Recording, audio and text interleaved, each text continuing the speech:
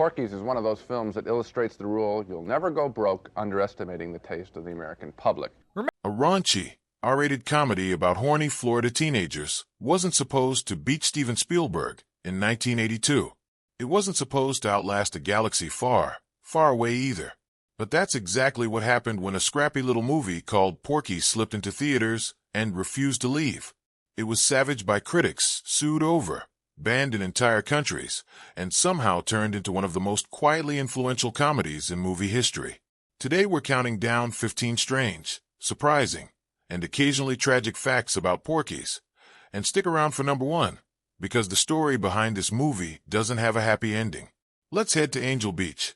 When Porky's went into wide release in March of 1982, it didn't just open well, it took over. The film spent 8 consecutive weeks at number 1 at the North American box office. For context, that's longer than The Force Awakens held the top spot decades later, and only 2 weeks shy of E.T., which dominated 1982 for 16 weeks, and was the only thing that kept Porky's from finishing as the year's single biggest hit. Instead, depending on which trade paper you ask, Porky's landed anywhere between the 3rd and 6th highest-grossing release of 1982, a remarkable feat for a movie that cost a few $1 million to make and that every major studio in Hollywood had already passed on. By the time its unusually long theatrical run finally wound down in 1983, it had pulled in more than $100 million domestically, with some estimates of its worldwide haul climbing as high as $200 million. Here's the twist almost nobody clocks while they're watching a story set at a fictional Florida high school. Porky's is, on paper, a Canadian production. Writer-director Bob Clark couldn't get a single Hollywood studio to finance his script, so he turned to a Canadian production company, Astral Bellevue Path, along with American financier Melvin Simon, whose day job at the time was building shopping malls.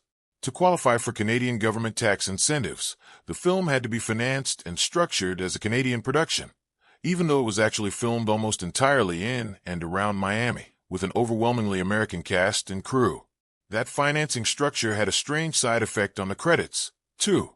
Because of how the Canadian tax shelter deal was arranged, Clark ended up as the sole credited writer on the original film, even though his collaborator Roger Swaybill had co-written the story from the very beginning.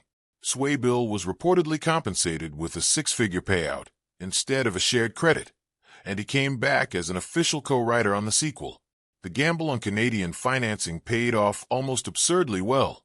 For years afterward, Porky's held the record as the highest-grossing English-language film ever produced in Canada, with a domestic Canadian box office haul reportedly north of 100 million Canadian dollars by the late 1990s, a genuinely strange legacy for a movie about Florida teenagers that most audiences never once suspected wasn't a purely American production. The origin story here sounds like a joke on its own. In the summer of 1979, Bob Clark came down with mononucleosis, famously nicknamed the kissing disease, and was stuck in bed for days. Rather than waste the downtime, he grabbed a cassette recorder and started dictating the entire story of Porky's out loud over the course of 4 days, drawing on memories of his own teenage years in Florida. His writing partner, Roger Swaybill, later described listening to those tapes and laughing so hard he was in tears, telling the Los Angeles Times that about an hour into the story, he became convinced he was witnessing the birth of a major moment in movie history. According to Swaybill, Clark had actually been carrying the idea around in his head for more than a decade before any of it made it onto paper or tape. The two of them eventually turned those recordings into a full screenplay, but every studio in Hollywood rejected it outright. Even in the wake of the massive success of Animal House a few years earlier, studio executives were still wary of a raunchy comedy built entirely around high schoolers. It wasn't until Clark found financing outside the traditional studio system that the movie dictated from a sickbed actually got made, and went on to gross well over $100 million. The fictional strip club owner Porky was inspired by an actual nightclub, Porky's Hideaway, a rowdy roadhouse located on Federal Highway in Oakland Park, Florida, just outside Fort Lauderdale, that stayed open until 4 in the morning and booked touring entertainment acts for years. Its owner, Donald Porky Baines, was a genuine local legend, the kind of guy longtime residents still gather at library talks decades later to swap stories about. According to local historical accounts, Baines ran a notoriously wild operation that attracted plenty of Broward County's rougher crowd. He also ran into serious, prolonged trouble with the IRS over unpaid cabaret excise taxes, and federal appellate court records from a related 1970 case confirmed the fallout was genuinely brutal. The city of Oakland Park revoked his cabaret license, the mortgages on the property were foreclosed, and the IRS seized his remaining business equity to cover the assessed back taxes. The bar closed for good in 1967. Bob Clark, for his part, has said the film's setup also drew loosely on real incidents from two actual Florida high schools he attended or knew well, Boca Ciega High School in Gulfport and Fort Lauderdale High School, blended with his memories of the Oakland Park Club itself. Clark grew up running with a crew of friends he later admitted were far from model citizens, once describing his teenage self as something close to a savage little being. And by his own account, characters like Pee-wee and Tommy were loosely stitched together from real people he knew growing up rather than drawn from any single person. The scene everybody remembers, the peephole sequence in the girls' shower, very nearly sank the entire movie. When Bob Clark first submitted Porky's to the ratings board in 1981, it came back with an X. At the time, that verdict was essentially a death sentence for a wide theatrical release. Major theater chains generally wouldn't book an X-rated film, and most newspapers refused to even run advertisements for one, which made an X rating a near guarantee of commercial failure regardless of a movie's quality. So Clark went back and trimmed the most explicit material across several scenes until the board relented and handed over an R instead. Co-star Mark Harrier has talked publicly about how unconvincing the finished prop effect actually looked in person compared to what audiences assumed they saw on screen, describing it as something closer to a deflating novelty gag than anything remotely erotic. What did survive the cut somehow was the deranged follow-up scene where gym coach Beulah Ball Bricker demands a lineup of nude suspects so she can identify the culprit by a distinguishing mark. A moment that reads as almost surreal by today's standards, and that no Real school administration in any decade would ever have entertained. It stayed in the final print completely intact, X-rating scare and all. Beyond that one sequence, the film also ran into trouble internationally. It was reportedly banned outright in some markets before being released only after an appeal, and it went on to become the first film to cross £1 million at the Irish box office, a milestone made even stranger by the fact that it had briefly been kept out of Irish cinemas entirely. There's a scene where Pee-wee ducks into a phone booth, calls a diner, and asks for a customer named Mike Hunt, and the whole restaurant gets a very loud, very unfortunate answer over the loudspeaker. That gag didn't originate with Porky's. In the mid-1970s, two New Jersey pranksters named Jim Davidson and John Elmo began cold-calling a Real Jersey City bar called the Tube Bar, run by a former boxer named Louis Red Deutsch, asking him to page fictitious customers with names that sounded innocent out loud, but were actually crude puns, Mike Hunt among them. Bootleg cassette copies of those calls spread for years through underground tape trading circles before Porky's borrowed the gag for the big screen. The story doesn't stop there, either. Cartoonist Matt Groening has said he was a fan of those same recordings, and Moe's Zeislak's bar on The Simpsons, plus Bart's running gag of prank-calling Moe with joke names, draws directly from that same source material. Groening has called the resemblance creative synchronicity, while former Simpsons co-developer Sam Simon more bluntly described Bart's calls as a tribute to the original two bar tapes. One underground prank call spawned both a blockbuster comedy and one of television's longest-running running jokes. Porky's did not win over the critics, to put it mildly. Roger Ebert and Gene Siskel both blasted the film on their nationally syndicated television program and later named it one of the worst films of 1982, lumping it in with a handful of other releases that year they considered genuine low points. Their objection wasn't primarily about the sexual content itself. Ebert was explicit that raunchy comedy could absolutely work, but about tone and craft. His print review specifically compared the shower peephole sequence to the far more celebrated ladder scene in Animal House, arguing that one played as clever, well-constructed satire, while Porky's version came across as, in his own word, smarmy. Both critics also took issue with what they saw as the film's shallow, uneven handling of its antagonists and its treatment of its female characters. Review aggregators have since pegged the film's overall critical standing at roughly 30% positive on a survey of dozens of reviews, reflecting that same lukewarm to hostile reception it received at the time of release. None of it mattered to ticket sales in the slightest. If anything, the backlash functioned as free marketing. A raunchy teen comedy, getting publicly torched by two of the country's most trusted, widely syndicated critics only made curious teenagers more determined to see exactly what all the fuss was about, and the film's box office numbers only continued climbing throughout its unusually long theatrical run.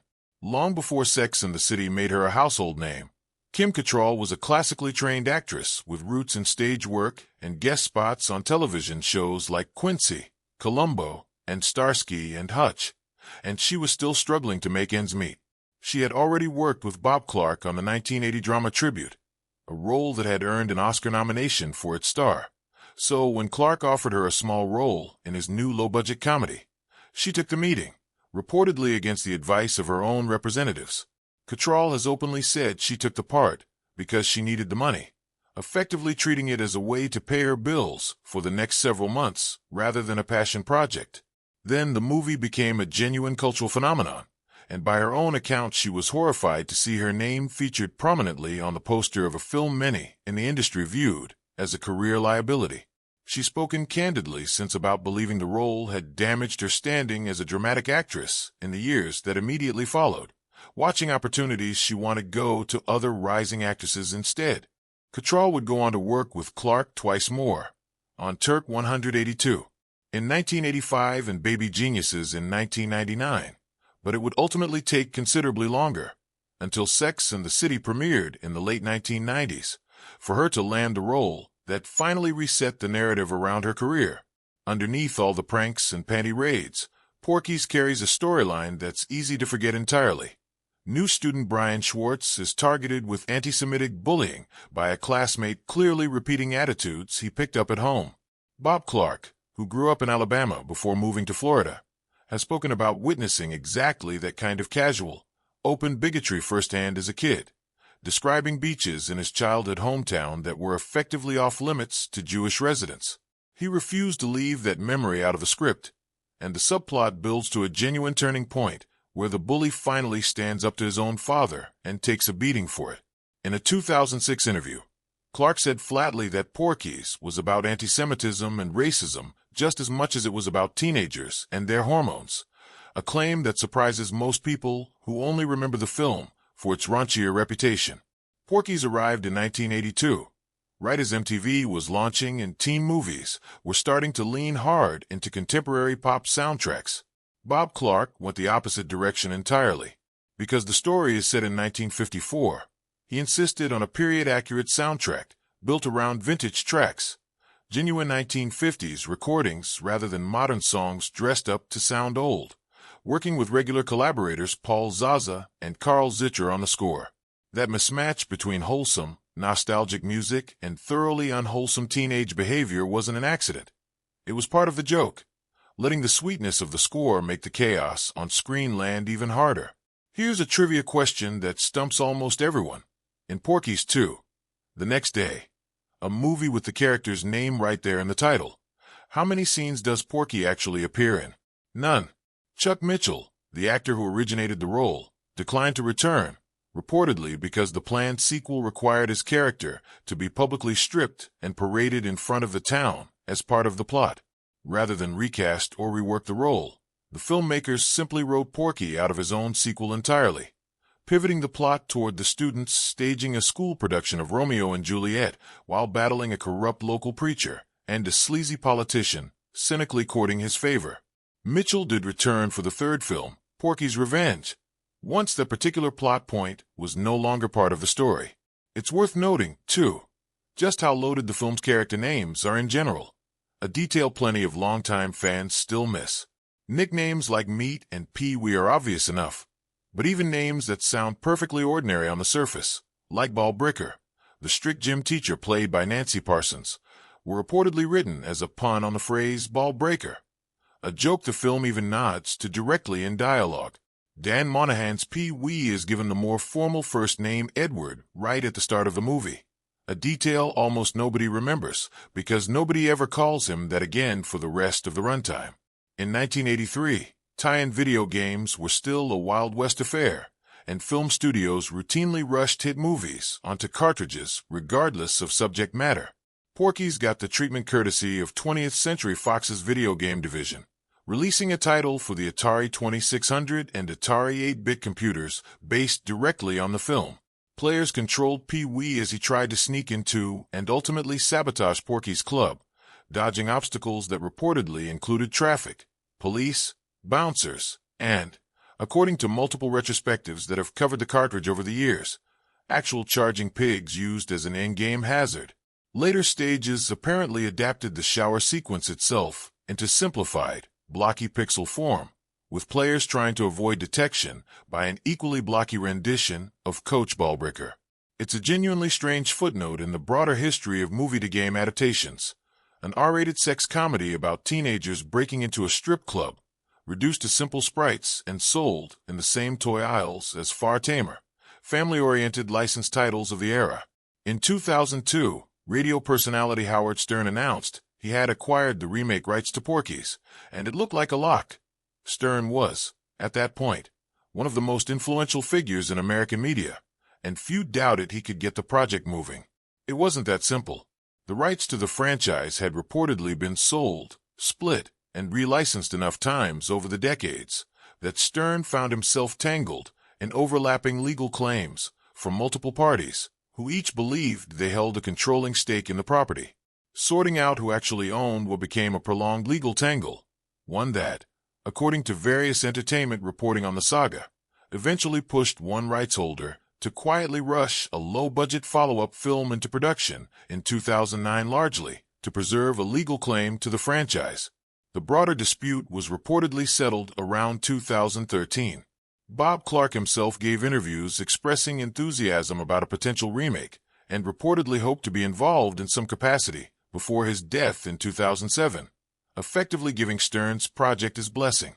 Stern continued expressing interest in the remake for years afterward, but as of now, it has never actually gone into production, making it one of the longest simmering in development projects tied to any comedy from the era.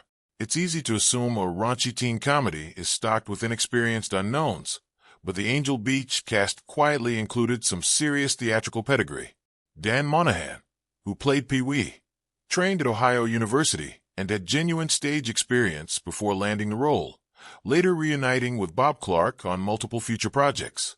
Boyd Gaines, who plays one of the Central boys navigating run-ins with the school's fearsome gym teacher, went on to become a 4-time Tony Award winner on Broadway, a level of recognition few comedic ensembles of this era can claim. Nancy Parsons, who played the terrifying Coach Ballbreaker herself, trained at the Pasadena Playhouse and built a long career afterward, appearing in Steel Magnolias, sharing scenes with Clint Eastwood in Sudden Impact, and later turning up in an episode of Star Trek: The Next Generation. Tony Gainios, who played the towering Meat, broke out in The Wanderers before Porky's, and later took a role in Die Hard 2.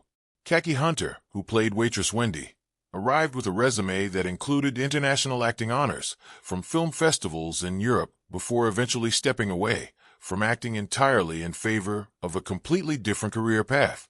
Taken together, it's a reminder that plenty of dumb